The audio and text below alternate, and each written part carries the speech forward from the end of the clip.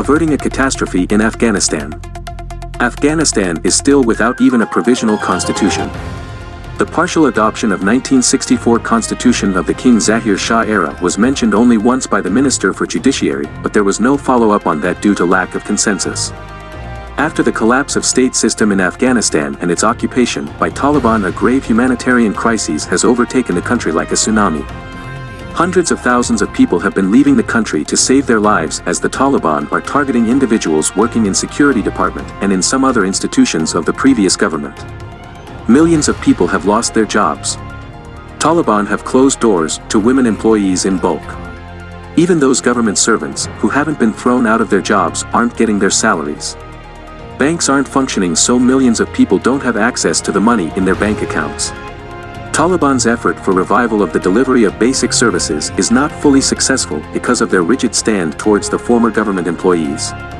The recent fighting in different parts of the country has left a huge number of people displaced and without means of survival. With the harsh winter of the country around the corner, millions of people are faced with the challenge of bringing food to their tables and protecting themselves from severe cold in the mountainous country. The only way to avert the impending catastrophe is to launch a determined and clearly mandated UN-led and monitored humanitarian assistance on war footings.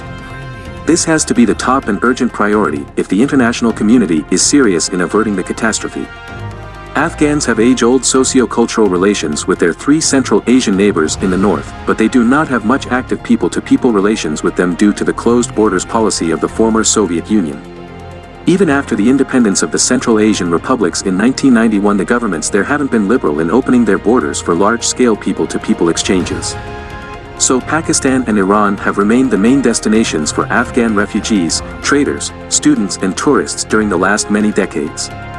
But unfortunately, both Pakistan and Iran have adopted a very callous policy towards common Afghans during the latest political and military crises in Afghanistan. Both the countries have strictly closed their borders for Afghans. Afghan patients aren't allowed to enter Pakistan for treatment, and Afghan students are also stranded due to visa restrictions.